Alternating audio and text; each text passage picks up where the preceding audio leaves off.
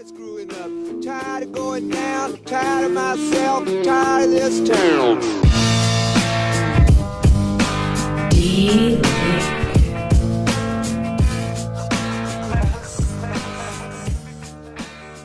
Eminent Waste of Time, episode 20. I'm Doug. And I'm Chad. And we are now officially 2/3 of our way to our very meager 30-show goal. Yeah, we didn't set the bar very high, though, did we? Let's be honest, we didn't know if this was going to work. Yeah, well, it's like I always tease people and say, if you set your goals low enough, you'll always achieve.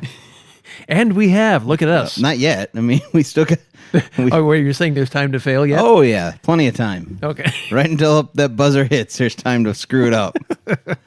Well, this is our first attempt at podcasting ever, so honestly, anytime you take on a new venture, you're a little cautious. You don't want to, oh yeah, we're going to make it to 200 or something. The funny thing is, when we started, I was not like, oh, I wonder, how we'll be at this. I'm like, yeah, let's just do it, whatever. It's not like, will it be crap? Quite possibly, but we're going on. Oh, see, that was my first thought. Is this going to be worthwhile? Is anybody going to care? Is anyone going to listen? Yeah, it doesn't matter. Listen or not. Going forward. It's happening anyways. Yep.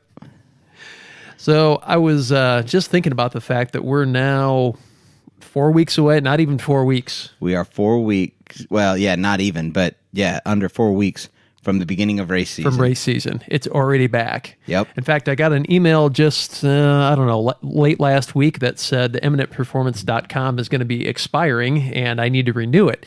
So we're already coming up in the 1 year of us taking out the website and kind of getting the ball rolling on this whole thing. And I'm just amazed what a blur it's been. I know. We're already back here.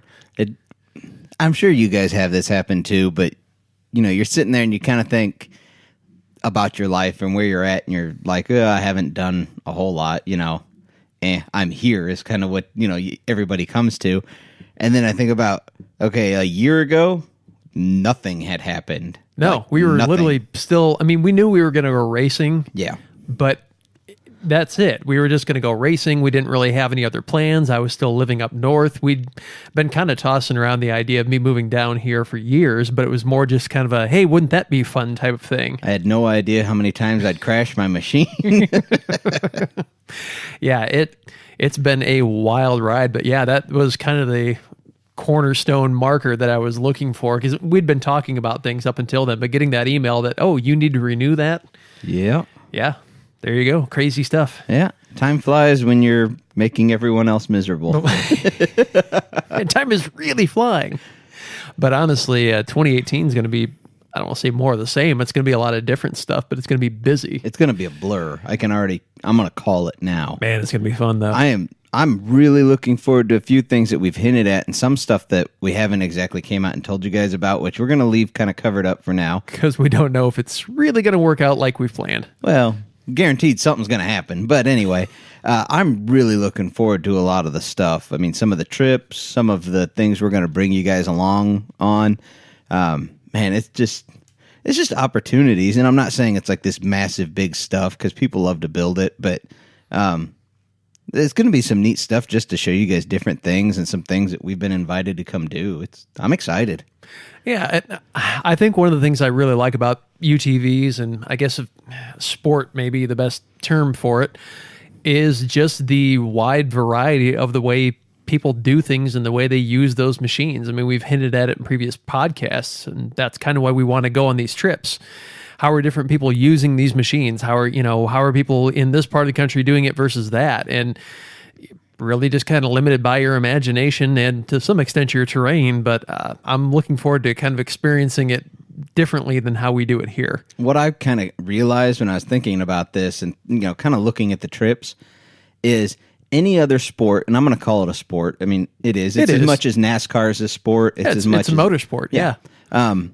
Any other sport in the world, and we'll take NASCAR, for example. That's a good one. It doesn't matter where in the country you're from. Everybody does it the same. The tracks are all, the tracks vary from location to location, but they're all the same. Turn left. Yeah, Turn left. Yeah. But the cars are all built the same. Yeah. Everything, it's run on the same terrain. It's, some races are restrictor plates, some aren't. But really they've got the rules even so hammered out that, if your roof line is 1/8 of an inch too tall, they're taking away points. Yeah. But like tennis played the same everywhere. Baseball played the same everywhere. Football played the same everywhere. Soccer, some countries have it confused as to what it actually is. But if we're talking about the same sport, You mean football? yes, it's all played the same everywhere. But you get into like UTVs and off-roading and just people riding and stuff, it is miles different from where we are, which is the Midwest. You go down south and there's a lot of guys with big mud rigs and everything else. You go out west and there's just these massively wide machines with high horsepower and big paddle tires. You go out to like the East Coast and they're normally trying to keep them pretty narrow and still trying to get some horsepower out of them, but it's not as important. They're more focused on the suspension to get them to get through the trails and stuff like that. I mean, it just varies so much depending on where you are. And I was kind of amazed thinking about, it's really one of the few sports that really changes all that much based on where you do it. So if we start traveling more, what you're saying is we might need 4 double X's at least, all set up differently. Yes. I need many, many buggies. The wife will not be happy. But she'll be traveling a lot, so you won't have to hear about it. Yeah. Well, I should probably take her with me sometime or she'll be mad. Maybe. Yeah, that could happen. Yeah. Actually, my family is really looking forward to, as we kind of ramp this up and we're doing more traveling for Eminent Performance and doing shows, different places, they're excited about it. Yeah. They really are. And Hannah's my daughter. She's 12 years old, be 13 here at the end of April. And I thought this had kind of died off, but she hit me up about it the other day. She goes, well, are we going to get a quad around so I can start racing? Like, she's still really interested in it. So that's kind of exciting to see that there's motorsport interest there. And Deacon hasn't really expressed a lot, but actually he's enjoyed being at the races and kind of observing and, you know, seeing that part of it. But she wants to get into it, which I'm really surprised, but I'm really excited. So that's going to be one of my goals for this year. I want to get my quad back together so she can start riding a little bit, and I'm going to be on the lookout for something she can ride in the youth class, because obviously dumping her in with no experience into an adult class, terrible idea. Yeah. And I want to get her out here. I want to get her own quad, like a 250, 300 she can run youth in. But then I want to get her out here where I can be on the 400 riding with her and at least showing her some of the basics. But some of it she's going to have to figure out for herself on the trail, what she's comfortable with, what she's not. And honestly, the best teachers are going to be her own peers in some cases. Yeah. Well, I'm the old fart that doesn't know anything. Yeah. Well, I can show you. I'm the old fart who does know something, but it's just time in the seat. I mean, just get her out. It's like anything. You never know how good you're going to be at any of it until you try it. But, get her out here at my place and let her run around to where she's not like a massive hindrance to people out on the racetrack. And once she feels comfortable with, some hills and some turns and isn't just, staying in first gear if it's a shift machine or whatever, turn her loose out there. See how she does. The worst thing that happens is you're out your entry fee to get her in there. And that's pretty cheap all in all for the ATVs. Yeah, exactly. So it's kind of neat that the family's getting a little more involved, and Jenny's definitely interested at some point in, getting a side-by-side of our own that, we can go running around in, do some trail rides and that kind of stuff. So it's going to be a fun year. As I've said, my family... Or an expensive year. Yeah. Or something. My family doesn't show a whole lot of interest. My wife, refuses to ride with me. She says I'm thoroughly nuts. She's not wrong, but it hasn't stopped me. Right. I still have all my limbs. Yeah. And they all function. But have you died? I don't know. There was one race where things were a little fuzzy and maybe I got brought back. I'm not sure. Did you stay dead? Let's no, put it that I'm way. fine. There we go. But I would really like to get my wife to where she would ride with me. Now, she won't ride with me in a race. She never would. Well, I think if we get out there and do some trail riding where the point isn't fast lap times, where it's a little more relaxed and kind of part of the hindrance is staying with the group. Yeah. She'd probably be fine. Yeah, I think so. But it's just, and a machine that she's comfortable in, something with nice suspension and, all that, which that's kind of my plan. That's part of the reason I want to go pick up a new one. I mean, not that our suspension's bad, but it's set up for racing and I run the suspension loose, so it's got a lot of body roll, which is very unsettling to people who are not used to that. Yeah, I mean, very true. if you've seen any of our race pictures, especially ones where we're cornering hard, the outside tire is just sucked up in that wheel well, and the inside one is just all extended out because the suspension's running soft. But I like soft suspension. It doesn't bother me having the body roll. Right. I mean, and Doug's been in there. I've had it up on 2 wheels and not letting out the throttle, still going. I'll steer out of it. Like you, in a lot of ways, I'm too dumb to be scared, so it doesn't bother me one bit. Yep. Hang on, here we go. But no, I'm just looking forward to what we got going on this year. So, well, one interesting thing that Steve Mueller brought up was the 4-hour Heartland Challenge. It's in Iowa in mid-August, so a couple states away. Not a terrible drive, basically a day to get out there. Yeah, I think I looked it up, and it was about 8 hours for us. That really isn't bad. I mean, but I like the idea. You start at 6 p.m. and then you finished as the sun, that time of year, it's getting dark, but it's like the sun's basically just about to finally set, because usually, July and August, sunsets like between 9:45 and 10 o'clock. Yep. So the sun's setting, you're finishing up the race. The one thing that really piqued my interest was the track is huge and wide. It's like a NASCAR compared to NWXC, which is the series we race in. So yeah, you can fit several UTVs across. Yeah. I've watched several of the videos of the UTVs racing it. It really does look like a fun time. I would love to run it. I don't know at that time, so I should have the new machine by then. Right. I'm assuming if all goes to plan, I'll have a new machine by then. And I really don't know if I want to take a machine out that I just paid nearly $20,000 for and put it through that on its first year. I mean, with no real time behind the wheel, bumping from an 800 to a 1000. I mean, I'm just questioning it. Should it be done? Honestly, I think it depends on how new the machine is. If we've adequately broken it in, sure. If we just got it the week before or something crazy, yeah, there's no way. Yeah. But at that point in theory, you're still going to have the CF Moto. Yeah. Run it in an 800. That's been proven. I mean, the only thing that's been wrong with it so far is us. Yeah. Yeah, I mean, it could. It's not going to be as fun, obviously. No. Yeah, we'll see. I mean, if nothing else, even if we don't end up running in that race, I want to go out and see it. I think we run it regardless. I mean, if you're up for it, I think we run it even if it's in a smaller machine, because honestly, I really think the experience would be worth it. I think it'd be a lot of fun. Yeah. And from what I saw of the race, they don't design the course to just beat the ever-loving snot out of the machine and the people. They design it. I mean, there's some tough spots that are technical and rocky and whatever, but they design the course to be a long, drawn-out one. And if you drive it smart, you're fine.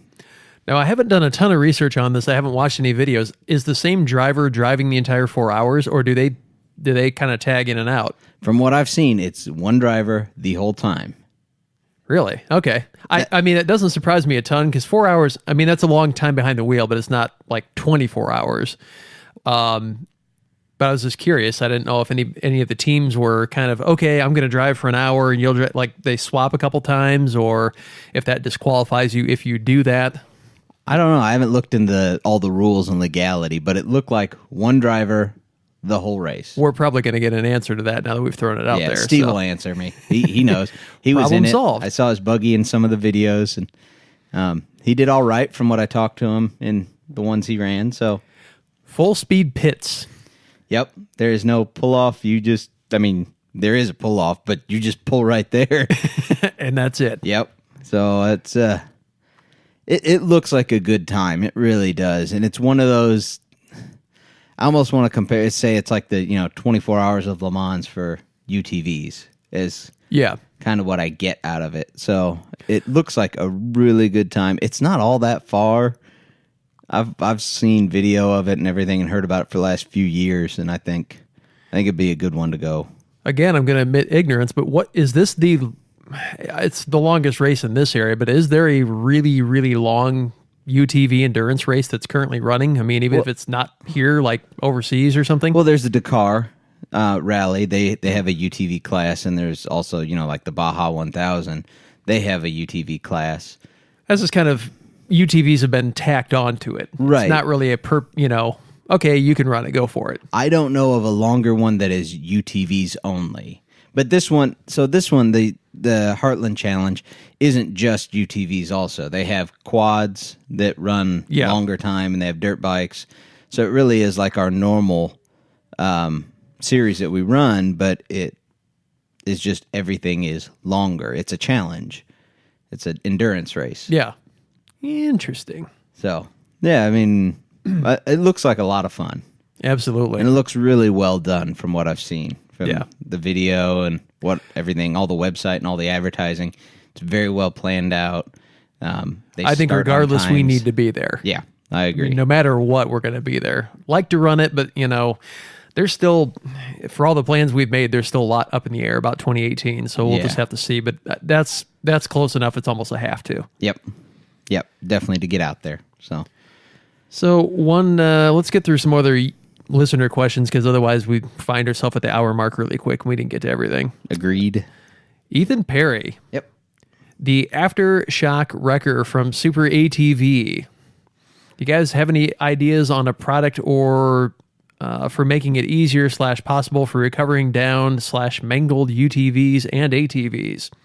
Well, you kind of built a cheap one. Yeah, I did. Just out of literally parts you had laying around that they're still using at the MWXC. In fact, I talked to Andy Bridgewater, the owner. I saw it sitting in his barn, and he has some plans to modify it slightly and use it again this year. But yep.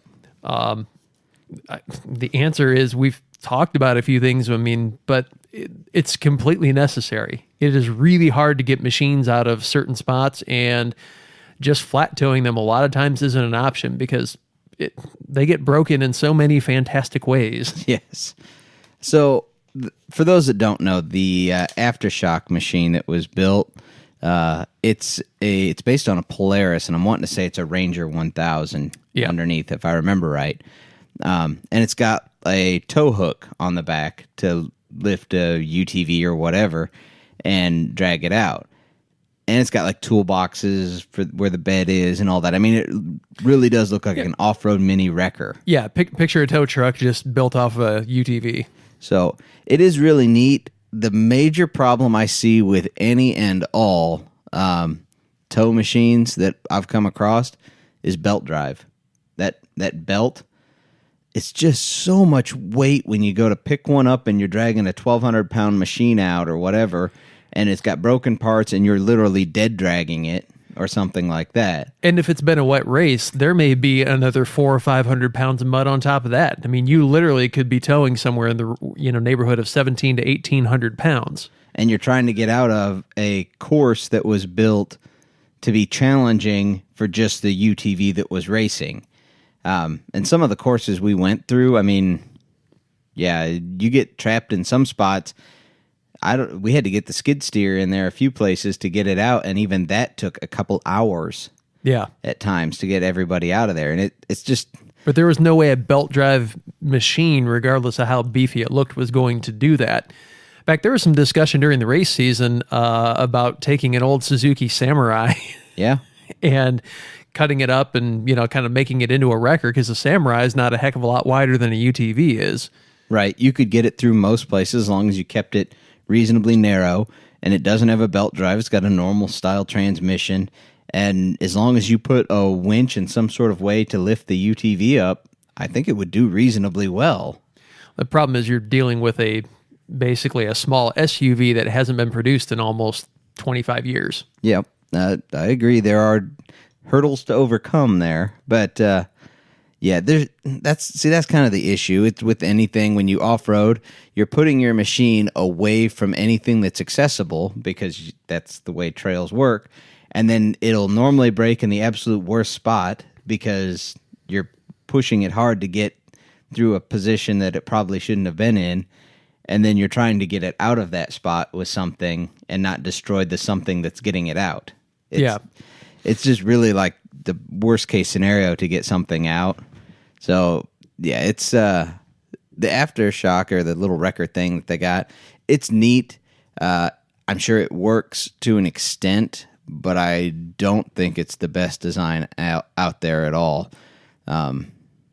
So yeah, I think something like like a Samurai or something like that.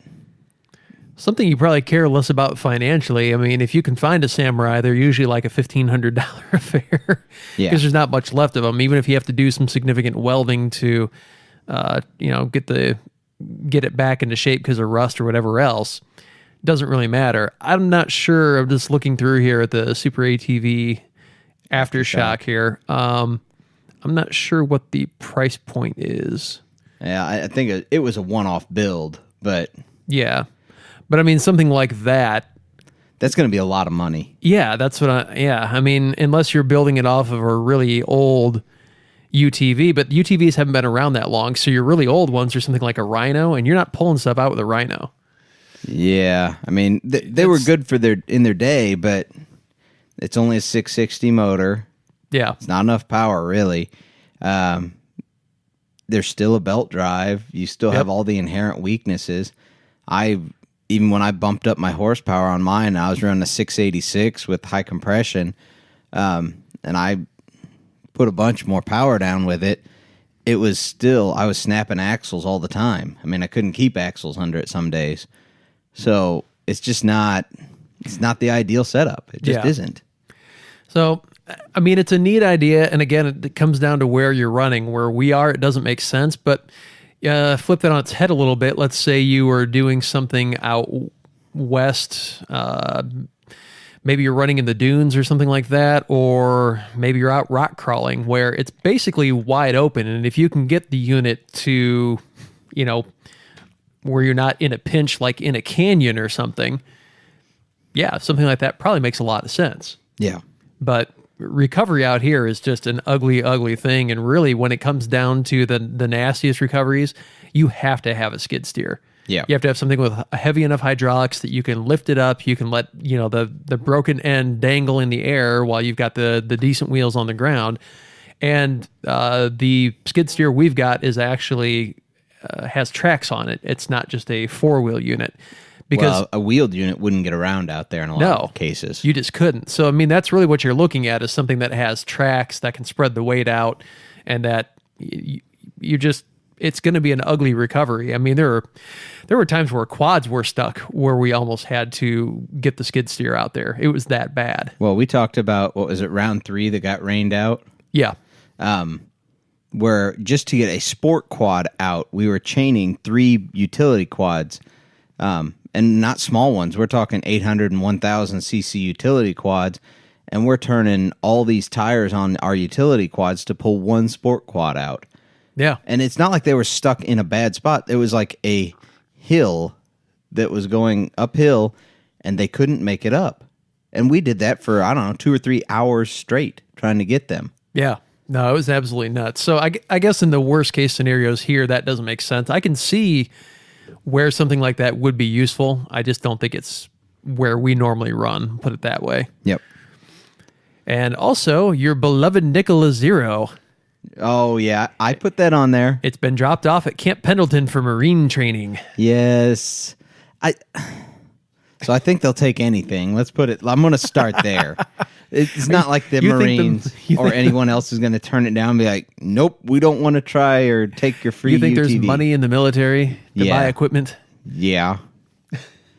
So, yeah, they dropped off the Nikola. Well, it's not the Zero anymore. It's got a number, whatever the number is. Yeah. And I don't know which one they dropped off, but they dropped one off at, was it Camp Pendleton, I think I put in there. But, yes. And the Marines are going to put it through its paces and use it. And there really didn't seem to be a whole lot different with it other than they put like a camo wrap or paint job or whatever it was on it. So it's not a ton different, but... it's now the NZT. I was blanking on the name. It's driving me nuts. NZT. So they dropped one off there. And now pretty much all major manufacturers, the Polaris, the Can-Ams, and now the Nikola, they've, made... armed forces versions and dropped them off for people to use. Polaris is the only one that I've seen used in actual combat so far, and it's more used as a runaround vehicle. It's not like heavy combat vehicle. Oh, no. Yeah, it's basically recon, quick deployment. They're lightweight. You don't need much to, haul them around. It's not like trying to move a 60-ton M1 Abrams around. Right. So, And Can-Am dropped off there are a few X3s to them, and they're running them around. I don't know if they're in combat, but they're definitely being utilized anyway. yeah. So, yeah. I like the thing. I can't help it. I know you do. I know the technology is not really there, and that's, I guess, the most interesting part to me about this whole marine training is if you're out in the desert, I mean, you're bouncing around a rock or something like that. We're going to plug into a goat to what are you going to charge do? it?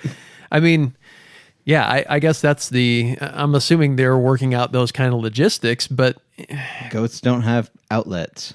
well, if you run out of fuel in the middle of nowhere, you can have somebody bring you fuel and you can get going. If this runs out of battery in the middle of nowhere, even if somebody comes out with a generator capable of charging it, It's hours. yeah, you're if an enemy force is bearing down on you, you're just going to bail and leave that thing there. Oh, yeah.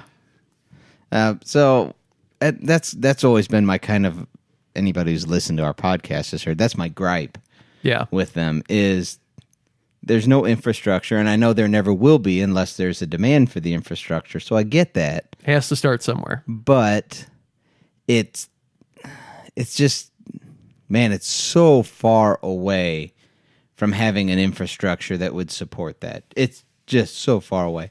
Because like we talked about even with the wrecker part when we were talking a little bit ago, you're putting these things out away from easy access and out away from the general populace. So to run big power cables to some place when a lot of these campgrounds, they just run them off of generators because there's no power out there. Or, there's just not the infrastructure to even get a plug-in charging station put in at these campgrounds. It's just way too far away, I think. And I know gas will get expensive and everything else, but hopefully not in my lifetime. See, people are buying these and they're saving gas for you. That's good. I'm going to use it up. And one other listener comment here, Shane Trevesos, listening to latest podcast. Now, this is like a couple podcasts ago because we're terrible about getting to everything. Says, y'all are killing my poor little truck. He's got a GM. He said, but y'all are correct. I see more Dodge and Ford trucks pulling heavy loads. Yep. That is from a GM owner. And honestly, I've seen your truck, Shane. It's a nice truck. It is. And I had Shane contact me. I had Emerson contact me. I had several different people contact me and basically give me flack for, bad-mouthing the Chevys. And I agreed. They can pull the load, but you just don't see them doing it as much. It's just numbers. I mean, we're just looking at numbers. And even I was talking to Shane back and forth. I was chatting with him back and forth about it. And I kind of justified myself in saying, the question was about a 40-foot toy hauler. That's a lot of weight. And even Shane said, yeah, that's a lot of weight. Could his truck do it? Yes. Would he want it to do it? That's maybe another not. story. Maybe. Yeah. I mean, but it's just numbers. We weren't bashing Chevy. I mean, because Shane was sending me pictures. If you have a GM and you're happy with it, more power to you. Yep. But I'm just never going to recommend that to somebody who's asking my opinion about a really heavy, consistent load. That's never going to be my recommendation unless GM does something drastically different with their next redesign. I think we should be quiet about this because we're going to get ourselves in trouble again. Are we here to make friends? Nope, never was. Okay, good. We're on target then. I'm unfriendly. That's an interesting one. Modified body side-by-sides. Is there a market for them? Yep. So I've noticed this trend. And I know several of you guys have probably seen the Raptor-bodied Polaris XP1000. Oh, yeah. It's a turbo, I believe, because I remember hearing the turbo whistle. But and it was basically a little fiberglass body that went over top of the Razor, and it was really all Razor underneath there. It just looked like a little Ford F-150 Raptor. Yeah. Well, then another guy has done this. Now, he did his for a different reason. He took it was like a 50s era Volkswagen Beetle body that was fully binned and everything. And he wanted to be able to drive his Razor on the street in his town so that he could go, to the grocery store, run around, just, little things. But in his state, in his town, it wasn't allowed. So he dropped a Volkswagen Beetle body on on his Razor. Now, I had to do a custom cage, and he left the dash from the Beetle in there, but everything else is just Razor. I mean, there's really no difference. So I saw that, and so the Raptor one they did because it was neat, and the body was super light, because it was all just fiberglass panels that bolted or screwed on, and all that. But the Beetle one, it's a full body weight Beetle. Ooh. I mean, it took it up to It's the weight 1,900 pounds. 1,900 pounds, and that's with no peoples in it. Beefy. Yeah, and the guy wasn't a small dude either. I mean, you put 2 full-grown men in that thing, you're poking up there around 2,500 pounds. That's a lot. And his wasn't a turbo machine; it was just a straight 1,000. So, I mean, for what he was wanting to do, he just wanted to ride it around town, and he took it off road and everything. He said, it's not a trailer queen, and it wasn't perfect, but he wanted something that he could drive on and off road and kind of have fun with it. Yeah, I mean, it's a neat project. I don't know that I'd ever go Beetle body, but I could almost see like the Doom buggies. I could really see if you could get we'll just say the F-150 Raptor body. Yeah. If you could get a kit that someone could bolt on, be it whether you need a cage or you don't need a new roll cage for it, where it had windows, or not necessarily glass, but at least a windshield, Sure. in it and stuff like that, I could really see a lot of people doing that. I mean, just as something Really? different. I really could. See, I'm not saying me. See, I'm in the other camp. I don't think it'd catch on at all. You don't think so? I think there'd be the couple niche people who would do it, but my experience kind of suggests that people wouldn't care that much about it, to be honest. I don't know. Have you seen those sand rails? Well, not the rails, but the sand buggies and everybody else that's out there. They put billet this and all this other stuff on there that has zero function. It's like billet grab handles that are $500. Yeah, but but the chance of getting blown up on a sand rail when you're just out there in the sand is extremely low compared to where people typically run their UTVs. I mean, people are used to breaking parts. That's why we make heavy duty tie rods. Yeah. And we're going to be making a lot of other heavy duty parts as time goes on. Are you going to spend a whole bunch of money on a body kit that I don't say no is going to get trashed, but there's a reasonable expectation that could happen. Right, but okay, so let's say you could buy the whole body kit for, we'll say, $2,000. I mean, I would think that would be a reasonable price, not painted, to match for that. Not assuming you need a cage or anything. Let's say Sure. you can do it with your stock cage.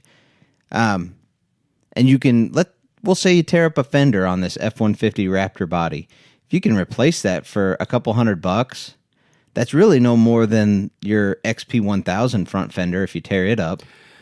I guess it's true. I don't know. I'm not saying it's ever going to be like, oh, everyone is doing it, but the way I'm looking at it is people love to build their stuff to be different from everybody else. True. And there are guys, especially when you get into the sand crowd, it seems, that they make them super nice. I mean, really nice looking. Whereas a lot of other guys, they make them more functional over form. Right.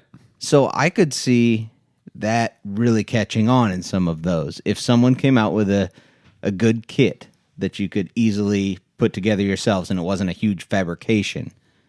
I guess the question is there a market? And you make an interesting case. I think you'd have a tough go of it. I think if you decided, you know what, I'm going to make those kits and make money on them, you'll make some. I just don't. I don't see it ever really taking off. Just my personal opinion, but I've been wrong before. Yeah. It's never stopped me from talking. Yeah. It's just a trend that I noticed in, the market, and, I kind of try and keep an eye on the market and see what it's doing, and it's gone to that. So another trend in the market, and it's not even on there, but I'm going to bring it up because whatever, I can. It's Surprise, we're doing it now. Yeah. So I'll call it the horsepower wars. So when is enough? And it kind of happened, if everyone remembers back, I don't know, 10 years or whatever it was, when digital cameras, like the actual separate cameras from your phones that people went and bought, there was the megapixel race, Yeah. Everyone, higher megapixel.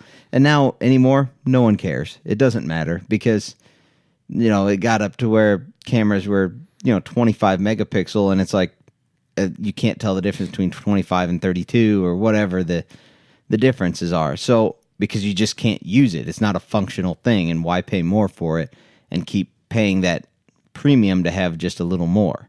And I'm questioning the same thing in the side-by-side world. When is enough enough? Well, it's kind of a two-pronged question, because I think the first is, when is enough for the 90% buyer, that like 90% of the market?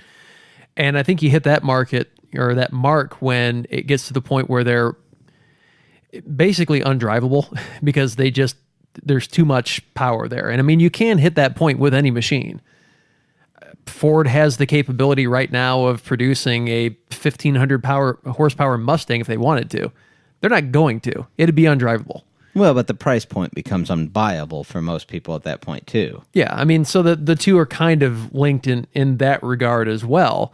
But the other segment, the answer is no, there is never enough. Well, as a guy, yes, I'll agree. I mean, so you're always going to, I guess that's why I'm saying it's a two-pronged thing. I think you do hit that limit where the average buyer, there's a certain price point and a certain horsepower limit that they will tolerate, but there's never really going to be an upper end for the extreme rider or for somebody who just wants to just because. Yeah. So I kind of thought about this last week when I saw this video of a guy. I'm not going to bring out who it is or anything else, but he had an X3. And he was very new to the UTV world. He had never had one. He had had sports cars before and that kind of thing. But for whatever reason, he decided to switch to UTVs. And he buys one, and he's already rolled the thing. And, so I'll give you the quick story of it. So he rolls it, and it didn't really hurt it. I mean, it just fell over, and it broke an axle. Breaking an axle, anybody who rides a UTV and runs it hard knows that breaking an axle is not like a uncommon thing. So he breaks an axle, and the guy's got more money than sense and skill in my mind, and he comes back and, okay, I got a new axle, and I'm spending $4,000 on a brand new shock setup for it. Like, that was the cause. Okay. And he has video of him rolling it. Yeah. So I really do have this feeling that the X3, as great as it is, and I think it's a great machine, is at that limit where the new or the novice or the less skilled drivers even that are out there have been riding for a while, but you just don't have quite the skill, they're balling them up. But isn't the typical progression for anything, though, okay, you are seeing some of that, and I don't doubt that. I mean, I see it as well. But the typical progression for this stuff is you buy the smaller, less expensive machine because you're getting into it, and you're not really sure if you're going to like it or whatever. And then 2 months later, you decide you need more, and you sell that, and you buy the bigger one, and hopefully by then you've learned to drive a little bit. But I think that's typically the progression. It's the same thing you see with motorcycles. 600 cc's can be enough, and then it's not. It's a 750, and then I it's would 1,000. agree to a point, but I think anymore because of the way that you used to didn't be able to get like long-term loans on these things, and now you can. I think banks are nuts for doing that, but yes, right. But now you can get these long-term. I mean, I've seen loans up to 7 years on a side-by-side. On a side-by-side? Yep. What's going to be left after 7 years? Little pieces, is it? But so you got these guys that, we'll take this guy I was talking about, for example. He has the money. I mean, he had Porsches and stuff like that. So he had the money, and I don't even think he financed it. I think he just bought it, which is fine. I don't care how he paid for it. But he had zero driving skill and knowledge in how to drive these things. And he goes out there and he buys just the biggest and baddest thing because he talked to the salesman, and the salesman, was probably, oh, you can drive the biggest and baddest thing because you had a sports car. It's the same thing, just in the dirt. And I watch this guy driving, and I'm just like, oh my gosh, he's just a train wreck driving it. I don't know how he didn't ball up the Porsche, but yeah, but I don't want to offend you here, but what's your point? My point is when my original point, when is enough of the horsepower? when does the manufacturers, and I know there's no answer to this, it's a rhetorical question. When do the manufacturers look at it and say, okay, 172 horsepower in the Can-Am X3, the new one. Because Polaris or someone else is going to come out 180 or 190, and then it's going to be 250. And well, when people stop buying, I mean, that's the answer. When people go, you know what, I've got 200, it's plenty. I don't really care about buying the next model, that came out 2 years later that now has 225 or 230. Eventually, people will vote with their wallets, just like they did with digital cameras. Now you think people are reasonable. There's a threshold at which it just doesn't matter to them that much because it does what they need it to do. Now you're thinking people are reasonable. No, I just think that no. I just think that people get to a point where it's like that with almost anything except for the top 10% that just want to be insane and push things to crazy levels. Right. But most people don't race them. We've kind of talked about this before. Most people don't race them. Most people don't push them that hard. And yeah, it's fun every once in a while to go out there and hot dog it and just, hold it to the floor. But I really think there just kind of is that level. I don't know what the number is, but there is a level at which people just aren't going to be interested in paying more or, buying just because it's got more horsepower. It's going to shift to something else, like a better technology on suspension, or I'm going to tie it into this next point, a totally different motor design that gives them better horsepower to weight so that they're still getting the horsepower they want, but they've shed weight and it's more fuel efficient. Yep. I think those kind of innovations eventually drive new purchases versus just horsepower. Again, I talked about the Mustang, but any performance car, they've got technology out there right now that they could put more horsepower in performance cars, Corvette, anything out there, a Porsche, Lamborghini, they can put more in than they currently are. They have the tech. Yeah. And when you get into Lamborghinis, money's not an option either because people who are buying these obviously have money. But just saying that they have, more horsepower than X, Y, and Z isn't the only thing that's driving people to buy these. It's the technology in the suspension and in the car and all these other things that are coming together as a whole package that make it interesting. Because you could make something that has 2,000 horsepower and no suspension and is a total pain in the butt to drive. Yeah. Nobody's interested. So I think it's going to be more a total package thing than just a horsepower race. I think there's going to be more technology that's going to drive those decisions. And should people who can't drive be the determining factor? Absolutely not, because then none of us would have any fun. Oh, I agree. I'm not saying, the government needs to step in and put horsepower mandates in and everything else. No, I'm not going that route. I'm just giving you my thoughts since you asked. I mean, I think there is a reasonable upper limit where people just go, I just don't see what having 250 horsepower nets me versus the 200 I already have. I'm happy with everything it does. I mean, if I'm in the market for a new one, maybe I look at it, maybe I don't, but I just have a feeling we're reaching that limit. I kind of think we are too. I think when you're kissing that 200 power number that we're getting to, I just think the interest in having that much more, again, there's always people who will buy it, but for the bulk of who they're selling to, it's not a pull anymore. Yeah, no, I agree. Like I said, I just think we're reaching that limit, and I wonder, how many of these wrecked ones of whatever the next model is that has whatever horsepower numbers we're going to see because people overbought their skill level. So Yeah. Anyway, that means cheap fixers for us. Yep, I'm good with that. Keep wrecking them. So one thing I want to touch on quickly before we get to whatever else you have in store for me. Trivia! A company called Acades Power is making a new style engine, and this has actually been toyed at before, but this is the first time somebody's tried to put this into production and do something with it. So they're going to dump this sucker in an F-150. Well, they already have, right? They already have, but they're testing it. It's not like they have a deal with Ford and you can buy this next year. Right. Actually, they're putting it in now. It's going to be available to Aramco services at the end of 2018 is what they're talking about. Okay. So this engine is a 2.7 liter 3-cylinder, but it's a 6-piston. It's an opposing.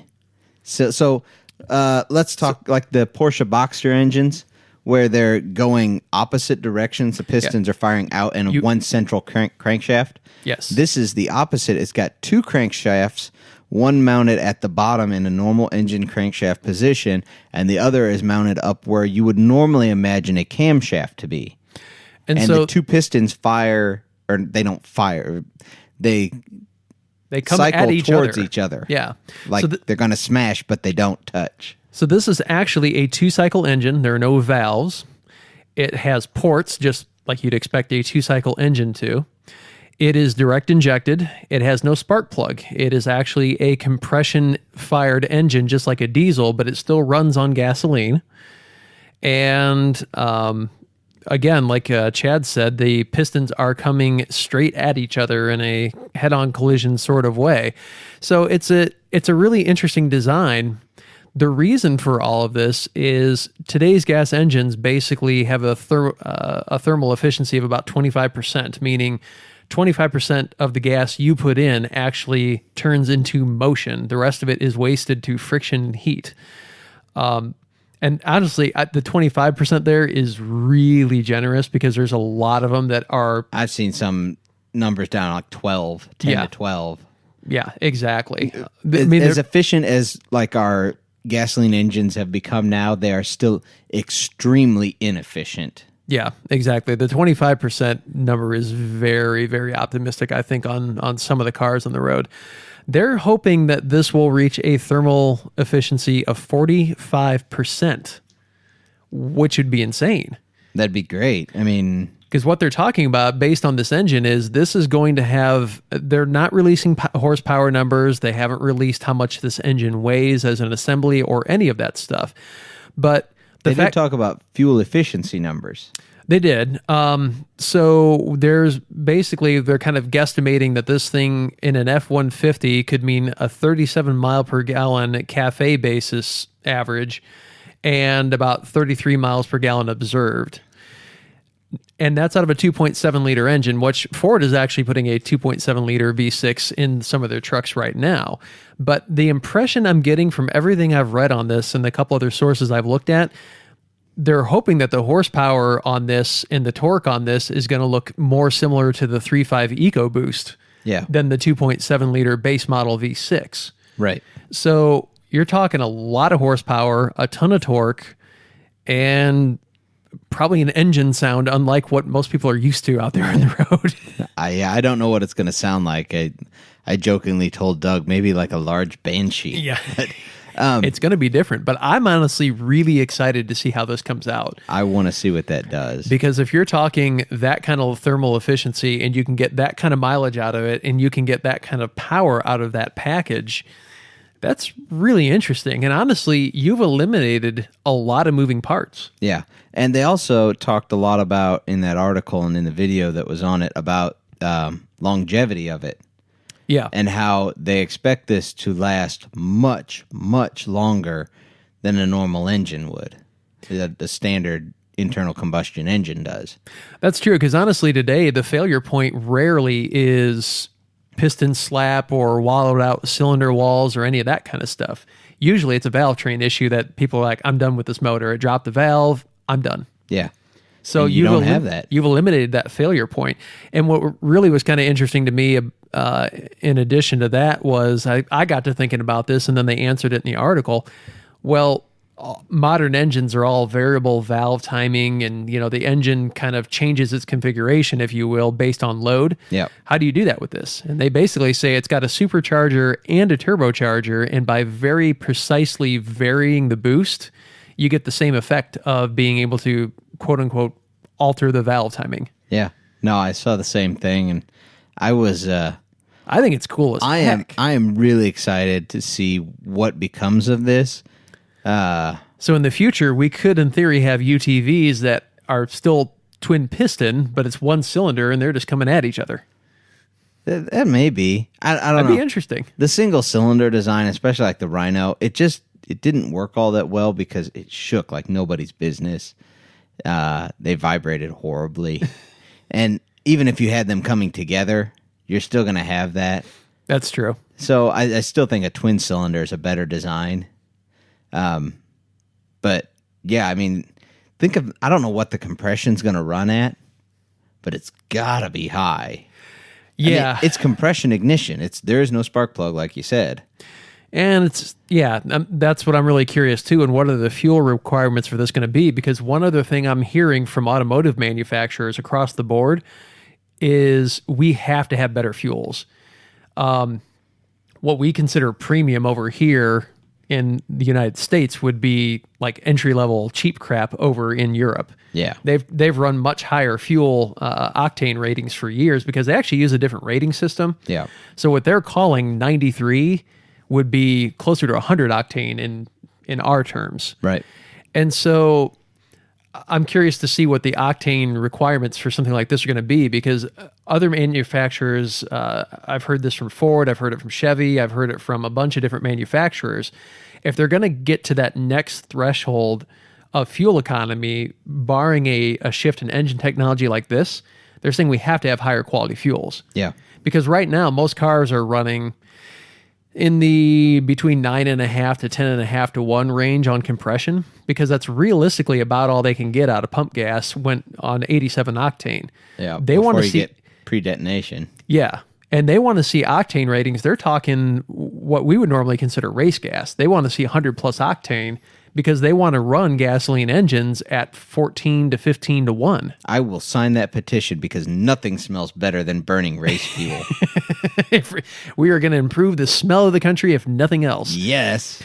But that's a really interesting concept as well, is that we may very well in the next decade see a shift in fuel in terms of the octane rating, which obviously is going to drive the price up. But we'll be getting better fuel economy because the government's not going to stop pushing for better fuel economy. That's not happening. And the next plateau, we're kind of at the limit of what we can do with the fuel we have. So do we start seeing engines that, no, it's going to be premium, and by premium, we mean this. Yep. Super premium. It wouldn't surprise me. I think it's a good thing. I mean, I'm really curious with this motor. And just I want to know the technology. weight. That's what I'm really interested in. How much does it weigh? Right, because two strokes historically weigh very, very little. Yeah. I mean, you're doing away with camshafts, timing chains, valves. I mean, a lot of moving parts. Yeah. Oh, yeah. The block is a ton smaller just because of the configuration. Well, it's only 3 cylinders. Yeah.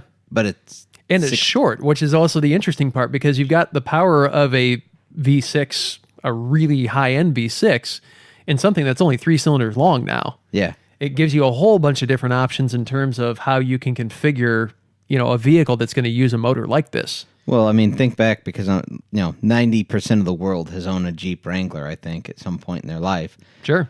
Think back to the little 4 cylinders that they had in those. They looked absolutely microscopic in there. And this thing's even shorter than that. Yeah.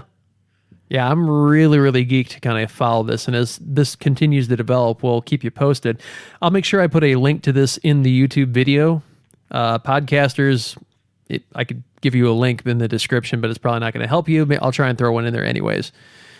But that's it's an interesting technology. And if anything, I suspect it's going to require a high octane fuel. And if this stuff and other technology becomes more prevalent, might be able to buy really interesting exotic fuels at the pump, which that excites me a lot too. Because right now you have to look. Yeah. I know certain places I can go to pick up race fuel, and I'm sure you guys do the same. But then the question is, how long has it been sitting in that tank in the ground? How much of this are they moving? Well, that's why I only go certain places that I know that racers buy from a lot, like drag racers and oval track racers. There was a place up north by me that they put race gas in the summer, and in the winter, it was kerosene. Yeah. And I'm thinking, how good did you actually get that tank flushed out? Yeah. I'm not going to be the first guy in March when you switch back over. No, it's going to be crap. No. All right, man. Trivia me. You ready for your trivia? I'm ready for something trivial. Mm-hmm. Mm-hmm. Hold on, it's got to pull it up. Give me time. That's fine. Oh, man, we got to knock some of these off the stupid things with Chad list. Yeah. We've got to add some new ones. Yeah, my wife has plenty of new ones to add, so. But I'll pick one for today because I know a pretty good one, and it kind of goes with what's going on right Perfect. now. So, anyway, okay. Trivia with Doug. And I'll I'll fill you guys in with this. I don't know if I've said it on the show before, but my wife said to me, she goes, "Did you notice that you do stupid things with Chad and you look dumb, and you do trivia for Doug and make him look smart?" I'm like, maybe it's like that. I don't know. I don't know about smart. I've muffed as many of these as I've gotten, but Yep, I'm agreeing. I'm not an expert on cow belches, so. You should be now. Look back a couple podcasts. There's a cow. How much gas do cows belch? Anyway, question number 1. What percentage of the world's billionaires did not graduate college? I don't know. I'll say 35. 30%. You were very close. That was close. Hey, you were very close. There's a lot of those successful happy dropout stories. Yep. According to a NASA study, what is the perfect amount of time to take a nap? Like, how long should your nap be? I want to say it's no more than 2 hours, like an hour and a half to 2 hours. 26 minutes. 26 minutes? Yep. Wow, that's short. Yeah. I think it makes sense. I think you sleep too long, you start to get groggy. Well, I read another study. That's why I said that. It obviously wasn't this one because the answer was different. But they said you don't want to sleep more than an hour and a half, basically. Like, it was kind of that hour and a half to 2 hours. Is we have a sleep cycle. You don't just sleep for 8 hours. Like, you go through Cycles. 3 or 4 cycles during we that talked time. about REM sleep and all that last time a little Yeah. bit. And so their logic was you don't want to get like past one cycle into the next. But I'm with that. A lot of people say, well, how can you sleep that short? I'm one of those people. If I'm tired, I can close my eyes for 10 or 15 minutes and feel like a totally new person. I don't take naps. I don't do that. It's rare if I do, but man, there are some times where it's just like I hit that weird lull in the afternoon and I can close my eyes for 10 minutes and I'm like totally recharged, ready to go. But if I took a 2-hour nap, I'd be a mess. Yeah. That's probably why I haven't done that since I was 2. Yeah. Okay. Question number 3. How long is the border between the U.S. and Canada? It's like in the neighborhood of 3,200 miles, I think. 5,525 miles. What? Yep. How is that possible? I don't know. I'm just telling you what the numbers say. It curves up. I mean, up Maine and all that. There's no way. Yeah. Well, Well, are they counting the space like between, the continental United States ends and then Canada takes off and then it goes up to Alaska? No, they're not counting that. Dude, the U.S. is only like 3,000 miles wide. We'll look it up. But this is what the thing said, so I'm just telling you. Nah. Okay, so here's another. We'll look it up and we'll update everyone next week and see if my fact that I got was wrong. I'll admit if it's wrong. I'm not that proud. I'm trying to look up questions for you. That's fine. Okay.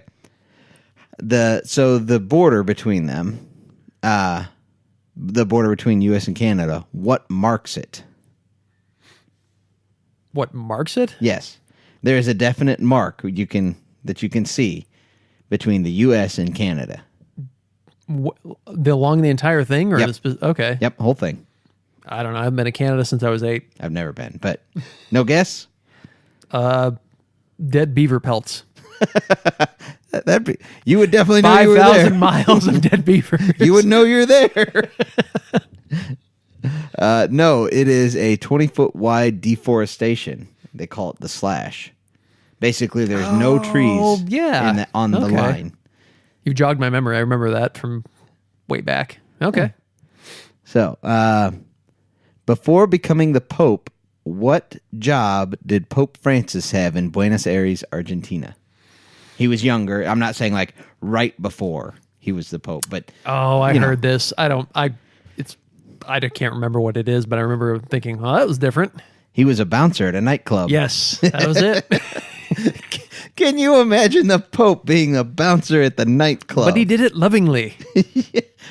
See, I know you didn't do this, but I'm imagining this frail 80-year-old man in the white robe and the big tall hat being the bouncer at the nightclub.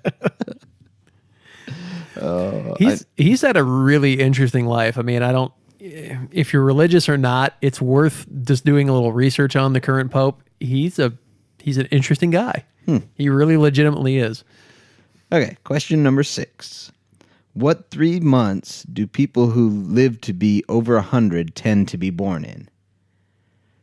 What's the first part again? What 3 months do people who live to be over 100 tend to be born in? So people who live to be 100 tend to be born in a specific 3 months.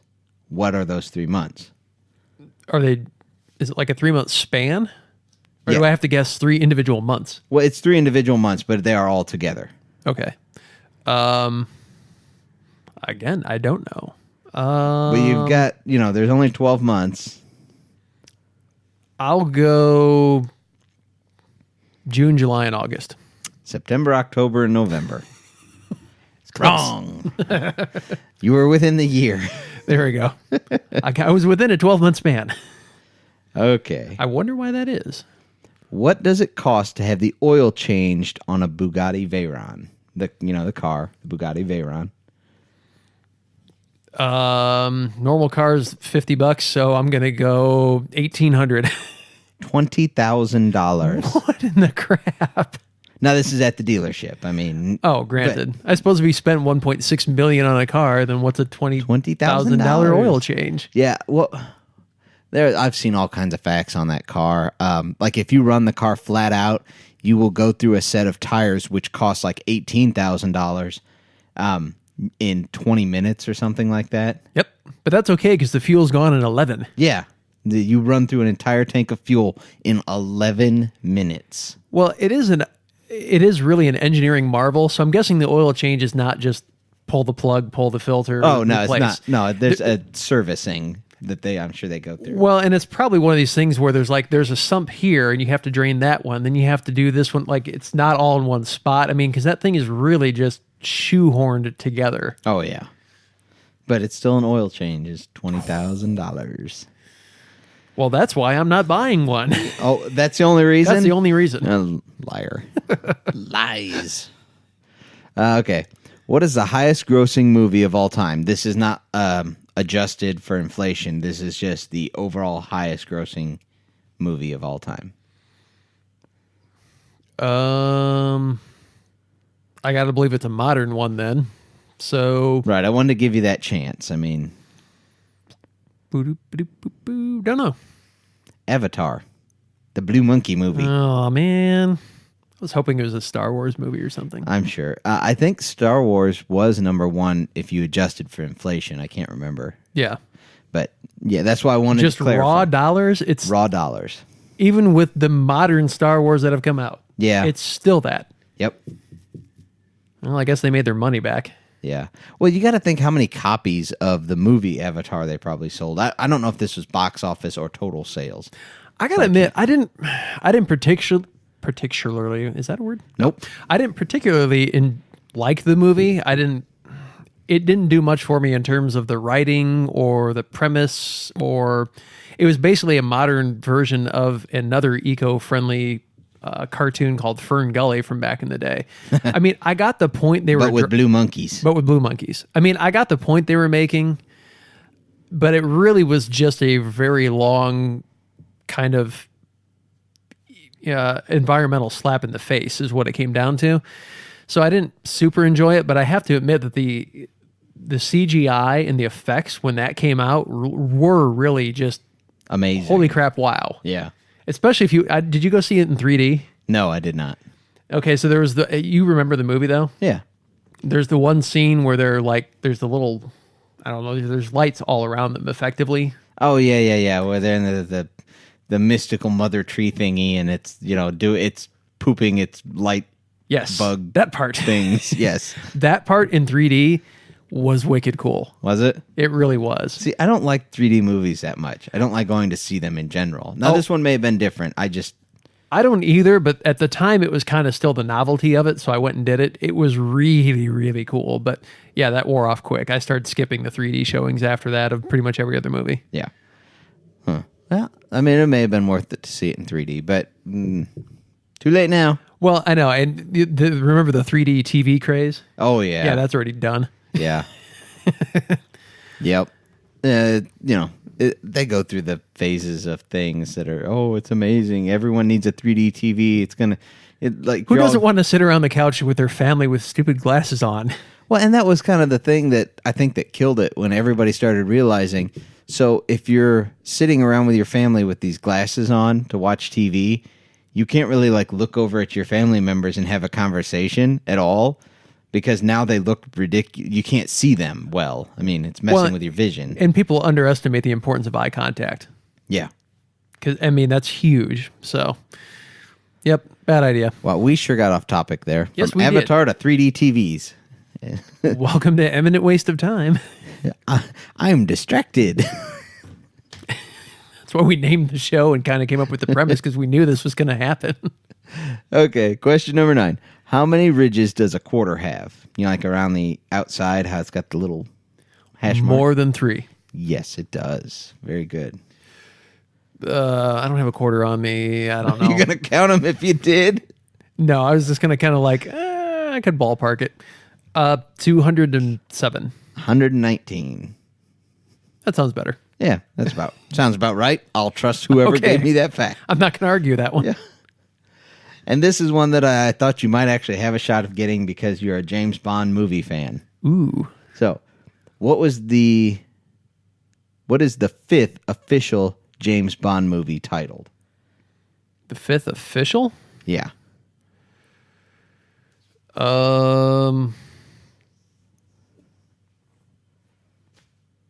I don't know off the top of my head. I mean, I'm sure I could figure it out, but Yeah, you could. You can take a guess. well, let me think here. On Her Majesty's Secret Service was actually the first one, but I think Dr. No was billed as being the first one. So, man, I can't remember the sequence of them off the top of my head. Just give it to me. You only live twice. Yeah, see, I wouldn't have guessed that one. Yeah, I probably wouldn't have either. But I enjoy the James Bond movies also. So I saw that and I was like, that's perfect. Yeah. You know why that one got that name? No. Because Sean Connery swore he was not going to do another James Bond film. He was done, Yeah. and they brought him back to do another one, and so that's why they named it You Only Live Twice, because he's like, nope, this is it, I'm done, and then he came back and did it again. So it was his second kind of rebirth as James Bond. Yeah. So that's why they named it that. That's interesting. So there you go. Trivia you weren't counting on. Yay, trivia. Okay, so we'll get to stupid things with Chad, and we're already running long, so I'll make it fairly make it quick. So we're doing this one because I'm transferring to a different location for work, so I won't be seeing my boss anymore and all that. I've been there a couple of years at that location. I'm going to go to a different location now. But anyway, so, and the reason I'm telling this one is it's my first day at my job. Yes. So it's kind of a tradition thing at most people's places of employment, and the same where I work at, that they take you out to lunch on your first day. So, normal thing. Happened at my job. Yep. So my boss is like, here, we'll ride in my truck because he knew where the restaurant was that we were going and everything. And it was cold. It was December, so I had a coat on. So I go to hop out of my boss's truck, and my coat catches, like the sleeve of my coat catches on the interior panel or something in there. I didn't see what it caught. And it pulls my hand back as I'm closing the door, and I close my pinky finger in the door of his truck. He had already locked it. It's like, so it's fully latched. Oh, yeah.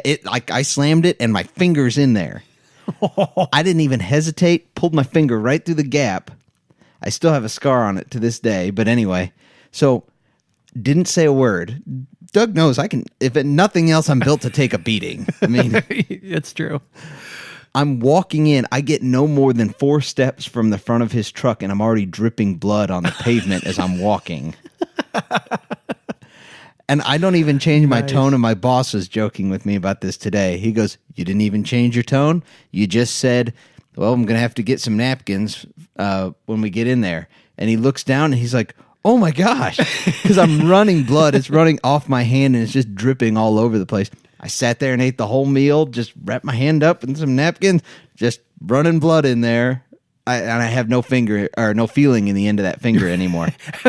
And I have no finger anymore. See? No, I have no feeling in the end of that finger anymore because I nearly cut it off.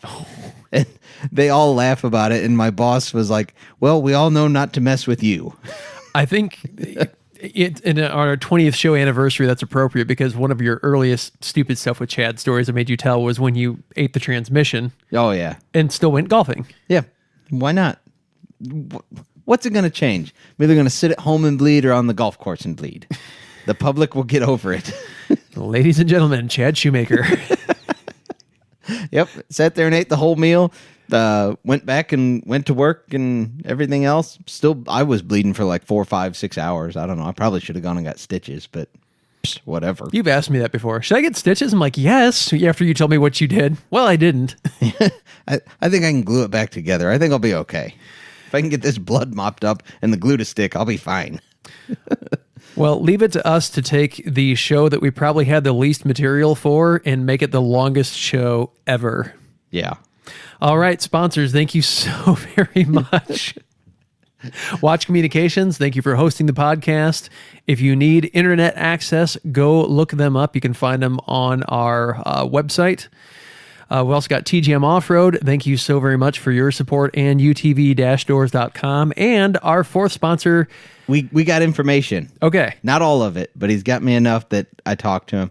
So also UTV Engineering. We want to say thank you for coming on as a new sponsor this year. They're going to be helping us with some clutch work and some things like that.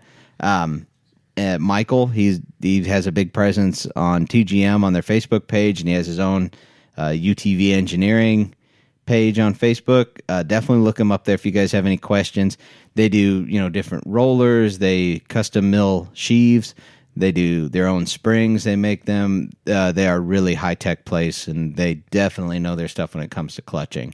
So, and they don't only do like Yamaha, like the Viking and Wolverine, but they also do Polaris stuff. They're, pretty much across the board. So yeah, definitely look them up if you're looking for some clutching help or anything like that. And they have other parts too. And we'll get more into what they do and what they carry over as we go through the podcast more. But thank you for coming on board. All right, thanks again to all of our sponsors, and we promise we will trim this down. I'm going to have to start keeping a closer eye on when we do different segments. On me. On you. You babble.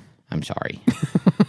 All right, everybody, thanks for riding along with us. Thanks, guys. Screwing up. Tired of going down. Tired of myself. Tired of this town.